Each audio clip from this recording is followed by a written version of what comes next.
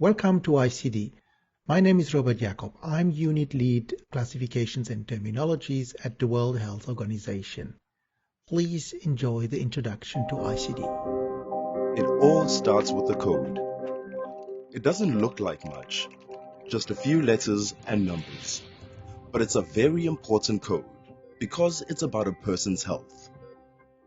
It's about a pregnancy, a birth, a disease, an injury, an outbreak, a death. It's a code with a long and winding journey. It starts with one person in one hospital or clinic. But it doesn't end there. It joins up with other codes in databases in cities, regions, and countries. It becomes a small but important part of a big picture. It's used to monitor the health of populations large and small, to plan how services are delivered and resources are allocated, to help diagnose diseases and detect changing disease patterns. And where does this code come from? The International Classification of Diseases, or ICD. ICD is a common language used all over the world by doctors, nurses, policymakers, researchers, and many others to classify diseases and conditions so they have the best possible picture of everyone's health. Around the world, more than 100 countries use ICD to record the reasons people die, to monitor the health of their populations, and to help make financing decisions about their health systems. The world needs better health data, and ICD is delivering it.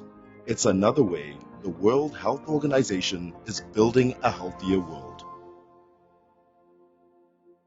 ICD is the global standard for recording and reporting mortality and morbidity data. ICD is mandated by the WHO Constitution. It's been around for 150 years, providing comparable statistics. 11 revisions have now passed over more than a century. The last one has been adopted by the World Health Assembly in 2019. 70% of the world's health expenditure is allocated with the help of ICD. 60% of the world's deaths are reported with the help of ICD.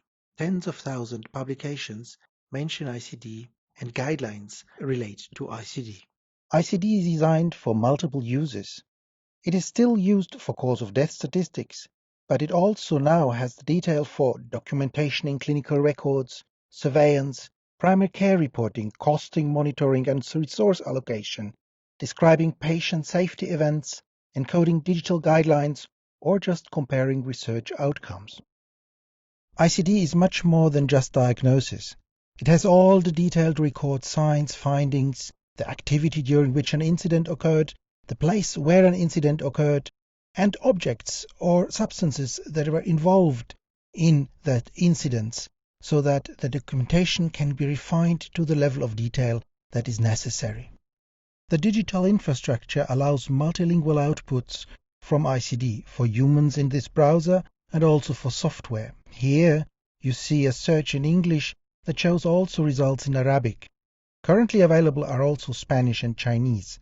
Other languages will follow. ICD is part of a family of classifications that is designed to cover all aspects in health. ICD has siblings that serve to document the level of functioning of a person, the ICF, International Classification of Functioning, Disability and Health, the ICHI, International Classification of Health Interventions, to document clinical interventions, public health interventions, functioning and many things more. All share the sets of extension codes that serve to document more detail as required by different users. And they are all complemented by other members of the family of international classification and terminologies, shown here as related classification and terminologies. ICD has 150 years of evolution based on the needs of countries, of populations. In 1853, the International Statistical Congress first discussed the need for some instrument to internationally collect comparable data. ICD was first adopted in 1893 by the International Statistical Institute for use with causes of death. When WHO became the custodian of ICD, also health-related conditions were included in the ICD. ICD-11 is truly digital. It's underpinned by a modern ontology. It's fully digitally maintained with several different outputs. It has an application programming interface that allows plugging it into many different other software for easy use. It has applications on all devices. It is portable. It has the most recent scientific content after a long revision process with many stakeholders' inputs. It's now easier for coding. That means better health information because there are less coding mistakes. It is freely available and it is easy to implement. Please enjoy the following videos that show how digital ICD implementation works in practice. Thank you. Greetings, colleagues. I'm Dr. Daniel Morokora. I'm a reproductive health advisor at the Ministry of Health in Uganda. And I'm presenting to you our experience on the introduction of DHIS2, on the introduction of ICD-11 in DHIS2 in this country, and how we have gone through the process and what we have learned. Uganda is an East African country, and currently we have an estimated population of 44 million people. And when we look at our crude death rate, we have an approximately 281,000 people who die annually, and only about 34,000 of these are recorded in the HMIS. And the National Identification Regulatory Authority provides death certificates for only 5,700. Clearly, we have a very big gap in capturing all deaths that occur in this country, and therefore this makes us lose vital information that we could use for national development. Uganda has a number of opportunities in introducing ICD-11 because, first of all, the 1995 Constitution has made it a right for all person deaths and births to be registered, and that's why we got an Act of Parliament in 2015 that caused the establishment of the National Identification Registration Authority. So this is a very big opportunity for us to scale up death registration, because now it is mandatory for all these deaths to be registered. We have had some experience with the startup mortality list and also of autopsies and ICD-11 and 9, but these have been short and non-scalable experiences. But we learn from them because we've noticed that these versions of ICD were difficult to roll out and also required significant resources, expertise, and training. So over the past 3 to 5 years, we have had some of our staff at the Ministry of Health trained in ICD-10 and also recently in ICD-11 just before its release. And we think that this initial experience provides the impetus for the country to move forward. And so just briefly, our initial experience with ICD-9 and 10 is that it was limited research projects and also limited engagement at the higher level in the Ministry of Health, and therefore it was not prioritized. Of course, as you know, ICD-9 and 10 were in large books, also often costly. And of course, also we didn't have the ability to manage the data for utilization for mortality. We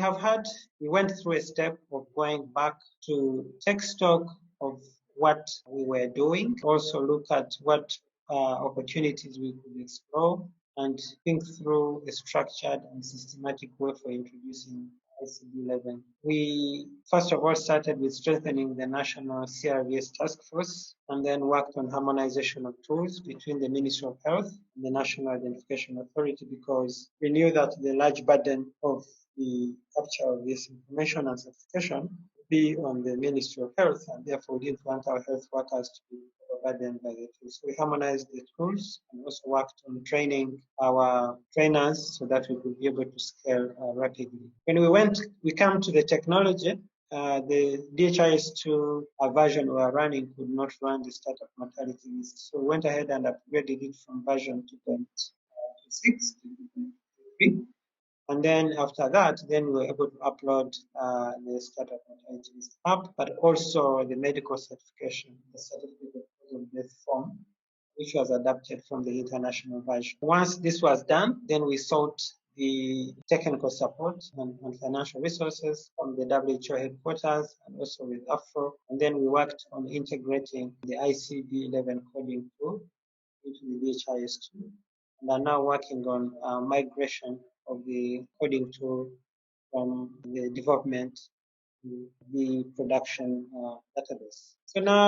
So the process of integration was done systematically. First of all, we started with the requirements analysis for us to confirm what integration requirements we needed. Then this also informed the design of how the software would integrate with the ICD-11 API and also the coding tool. So then we went ahead and integrated the module ICD-11 API, including the embedded coding tool into the national DHIS2 instance. And then, of course, now this, as we speak, provides us with a smart search functionality accessible within all the applications. Conducted a number of testings. The first testing was offsite of the prototype running in the DHIS2 software.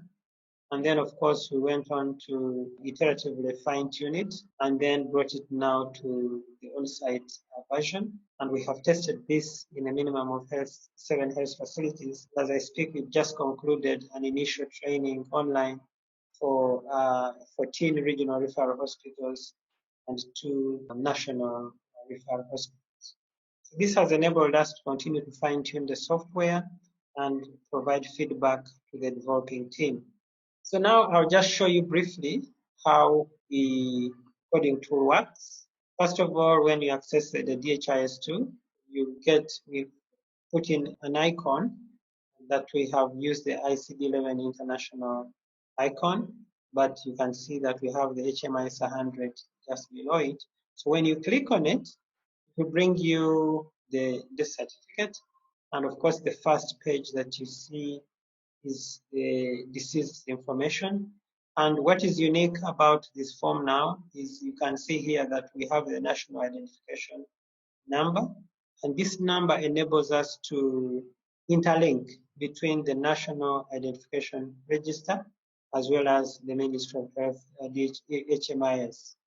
And this, we are working on finalizing this API integration between these two systems, because in the future, once you have put in the national identification number, the whole of this web page will populate, of course, except for the time and date of death for the deceased. Then we also are happy to note that we have very good functionality that ICD-11 brings to DHIS2. For example, we know that ICD-11 is fully automated.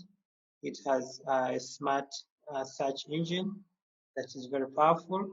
And so once you have put such term into the field where you would like to code either the immediate or the underlying cause of death, it will use for you a drop down, as you can see here, and then you can pick the code. And then OSIL provides us the opportunity for post coordination so that you can code the condition to the highest possible specific state. And of course, now on the bottom right, I show you a sample of the certificate on a case that we recently coded.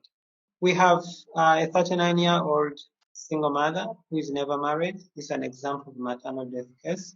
It was admitted 3 times in the same month. She did not want to keep the pregnancy, and a history of seeking termination of pregnancy from a traditional birth attendant.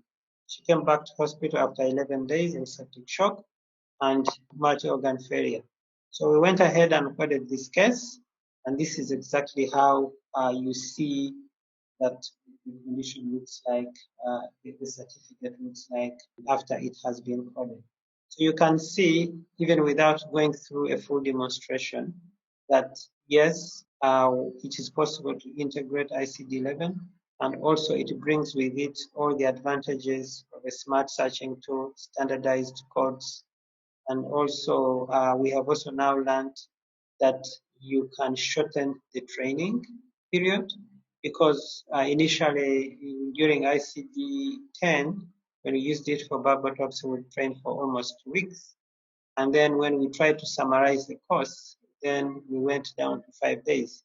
But now for this one, we have been doing it for 3 days, but we actually now notice that with experience of the trainers, it is possible to actually do it in 2 days, but leave the participants with more exercises to continue to practice on their own. The graphs that you see on this page is one of our hospitals in Western Uganda has started to interact with the tool and also to conduct some initial analysis. Whereas the coding may not be perfect, but at least this demonstrates that you are able to quickly access your data and use it on site. So briefly, I think this is really our experience. One, it's a simplified training because of the embedded search engine. We have now the ability to standardize underlying cause of death. And also, this also gives us the opportunity, of course, for the other benefit of morbidity coding.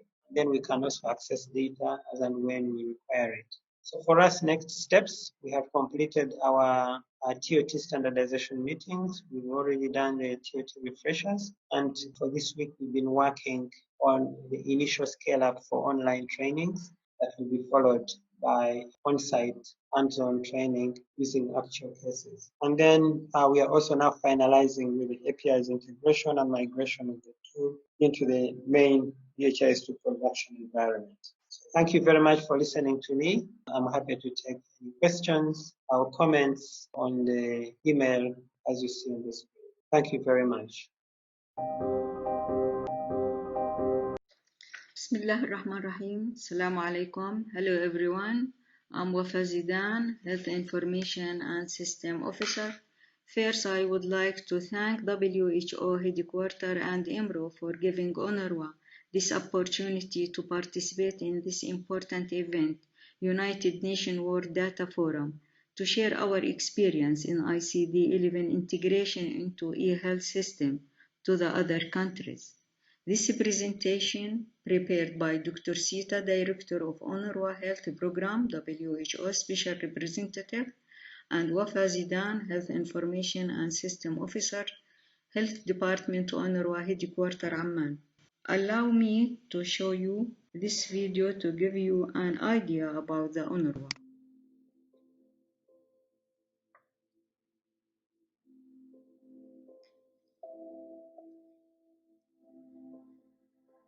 UNRWA is a United Nations agency established by the General Assembly in 1949 and mandated to provide assistance and protection to 5.6 million Palestine refugees registered with UNRWA across its 5 fields of operation. Its mission is to help Palestine refugees in Jordan, Lebanon, Syria, West Bank, including East Jerusalem and Gaza Strip, achieve their full human development potential, pending a just and lasting solution to their plight. UNRWA services encompass education, healthcare, relief, and social services, camp infrastructure and improvement, protection, and microfinance. UNRWA provides primary healthcare services based on the family health team approach.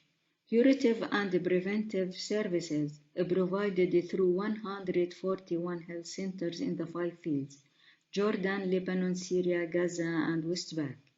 Around 9 million visitors every year visiting the health center, and around 280,000 patients were reported having diabetes mellitus and or hypertension.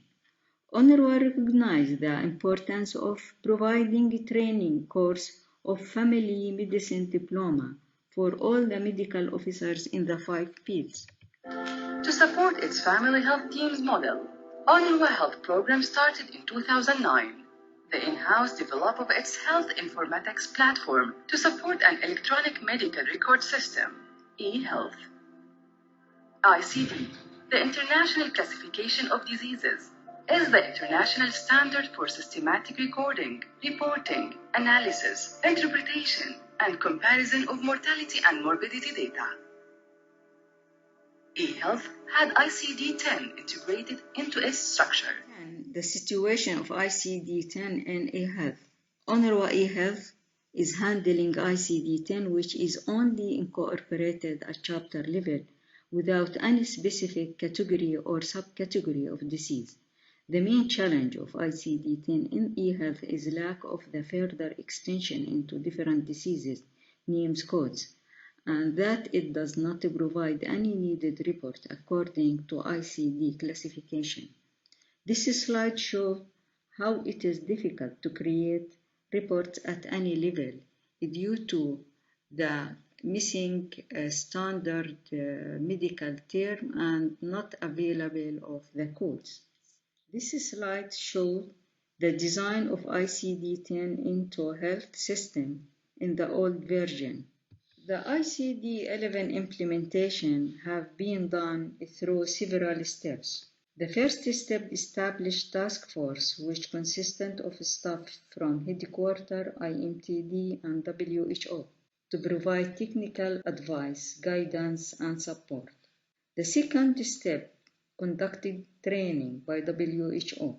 The first training was on August 2019 for the 5 fields, and the second training was on the March 2020 for the Jordan fields, which covers more than 80 medical officers now trained. The third step is the evaluation the eHealth system and define the business and system design requirement. Then developing prototype according to the agreed business requirement to ensure end-user acceptance. The pilot of ICD-11 have been done in the 5 fields to make sure that all the requirement it is implemented. Besides the face-to-face training, UNRWA developed an online training on UNRWA Moodle platform to make sure that all medical officers are trained. The last point, the launching of ICD-11 integration into eHealth system was done on 22 of September by presence of representative of WHO headquarters and IMRO and our colleagues from the 5 fields.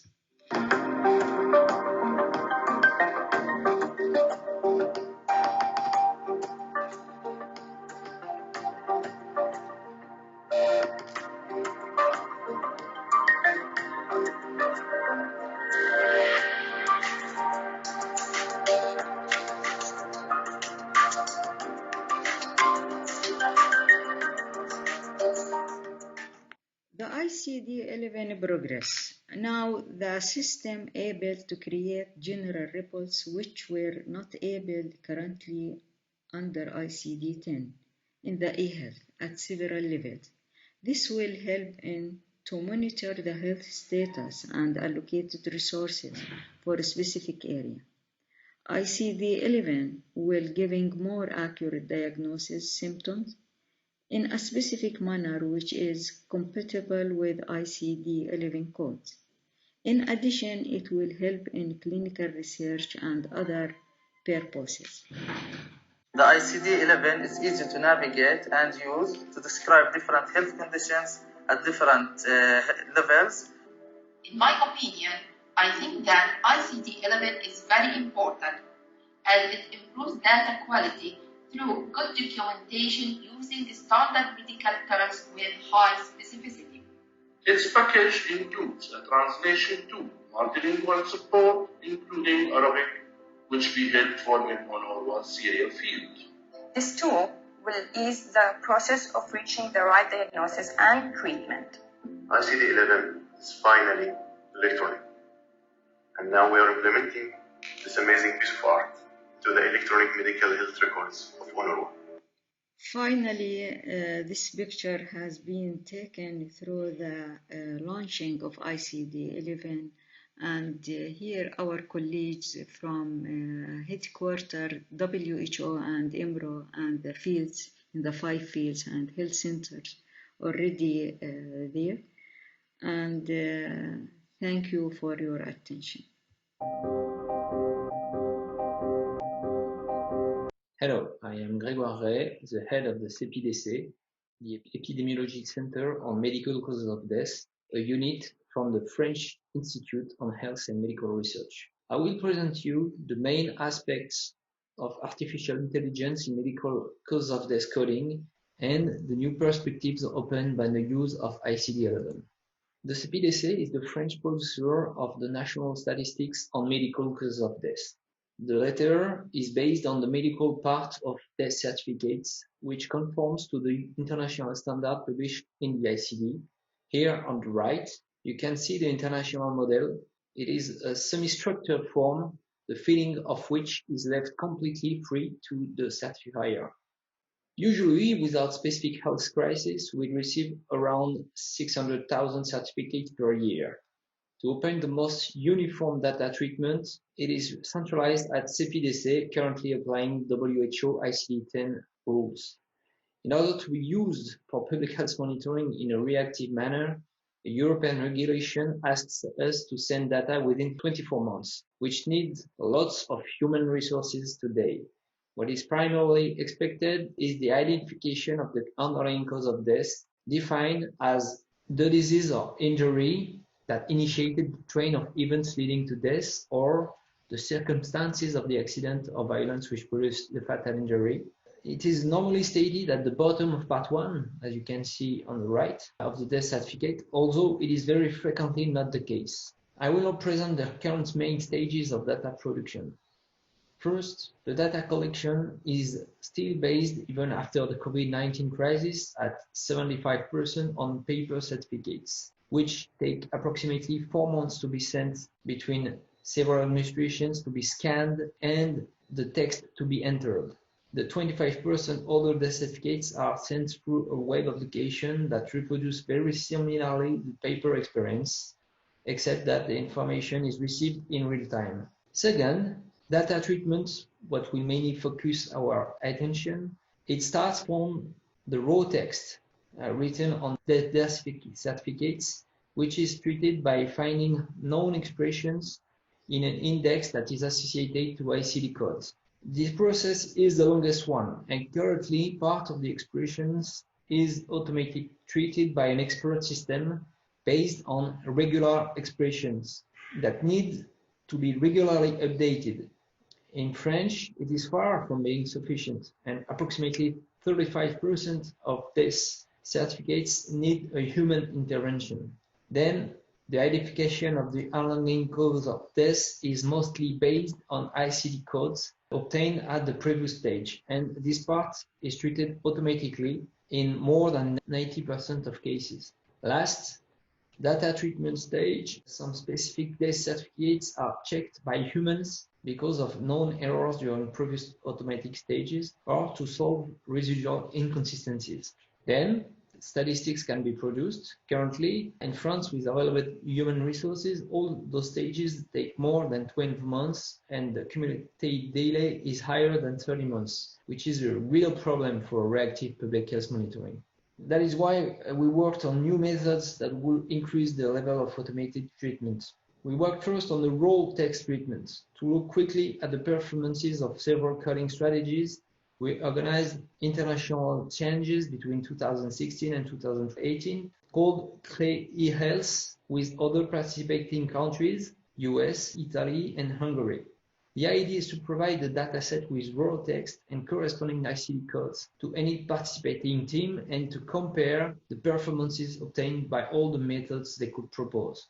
As the best results were obtained with the deep learning approach, we worked more at CPDC and we obtained very satisfying results because we were able to automatically recognize approximately 95% of ICD codes when learning on more than 3 million records. This method also works very well and even better on English data. However, the coding errors are not randomly distributed. We can see here that the algorithm recognizes much better disease of the circulatory system and neoplasms than external causes or congenital malformations, where false positive and false negative rates are quite large because the learning corpus is too complex and heterogeneous or too small. We also applied AI methods to handle the underlying cause identification stage. We obtained very good results on French, US, and Italian data. On the French corpus, in case of discrepancy between the automatic algorithm and the coded corpus, we even observed that the algorithm was less frequently wrong. It's worth mentioning that we can do several things with such method, like simulating what would be a statistics from one country if it was coded with the coding methods and habits of one another, like what is presented here in terms of concordance with the initial corpus, when you can see, for example, that 95% of the certificate from France would be coded the same with rules from the US. That is how we use these methods, and we have devised a new coding strategy to be able to obtain statistics faster, which will be implemented for the next few coding years, except 2020, as we need to learn how to code COVID-19 deaths. This strategy is based on several principles. First, if the death certificate can be coded automatically with expert systems, here the international IRIS system, then we use it as it is, the most international, reproducible and transparent method. Second, if the certificate is not coded by expert system, we use deep learning methods that will in any case propose a code associated to a confidence level. Third, target specific categories on which there is a need for manual checks done by high-level experts, for example, because of WHO modifications of the coding rules or frequent errors identified on the learning corpus. There are still some remaining issues. First, the learning approach have very good results, but they need lots of validated data, specific infrastructures. They are affordable, but not strictly basic, and last but not least, a high technical expertise. It also raises the question of international comparability, not more than with human expertise, but not less if the learning data sets are not shared. It makes possible to formally take into account the uncertainty of the coding in statistical analysis, which is very interesting and new, but requires additional developments. Thus, if this strategy is chosen, there is a need for an international effort for sharing real data and methods. Another way to improve the production of reactive and consistent data is to improve the input data. Indeed, as you can see in this example, it is first a matter of reading the text. Then it is a matter of disambiguation. Today, WHO rules are reproducible and developed in a very thoughtful way, but sometimes applied in a somewhat arbitrary way when the initial input information is very confused or incomplete. And that is why it is urgent to push electronic death certification, which will be a first step to develop online interaction tools with the medical certifier. Then we should be able to obtain directly the correct ICD codes corresponding to declared medical expressions and even precisions when needed, for example, in case of declared treatment without the originating code. One way to obtain such results in an internationally homogeneous manner is to use and possibly improve ICD-11 coding API and to rebuild the IRIS system as a web service. But to be able to use ICD-11 in French, one important step is ICD-11 translation. This is still an ongoing task. 70% of the expressions have been translated at this date. In this matter, recent machine learning techniques can also be used. The French Numeric Agency is currently working on automatic translation and maintenance tools. Thank you for your attention. Hello, my name is Nenad Kostanček from the Classifications and Terminology team here at WHO. As you have seen in the preceding presentations, ICD is the lifeblood of any health information system. But using ICD-10 was not easy, and the uptake, particularly in developing countries, was poor. Coding was done with a manual paper-based index using complex rules. Many countries had no or very limited access to coding training. In others, coders still to learn to code with ICD on the job, and beyond on-the-job training, opportunities were often expensive, ad hoc, and one-off. The ICD-11 responds to these shortcomings by providing a clinically relevant, scientifically up-to-date classification which allows easier, faster, and more accurate coding through the use of digital tools and technologies, like the ICD-11 coding tool. The presentations from Uganda, UNRWA, and France gave you an insight of how the journey of digital transformation for better health data and interoperability using ICD-11 looks like. Implementation of ICD-11 has started with the adoption of the ICD-11 by the World Health Assembly in May 2019. Since then, numerous countries have started the implementation process. This map shows you the current status of the ICD-11 implementation globally, following the adoption 17 months ago. As you can see, countries are in different stages. In light blue, you find countries where familiarization and training of ICD focal points took place. In blue, you find countries who started with the implementation preparation and piloting of ICD-11. And in darker blue, you have countries which are beginning to scale up and roll out ICD-11 countrywide. The world needs better health data. ICD is delivering it. It's another way the WHO is building a healthier world and makes people count.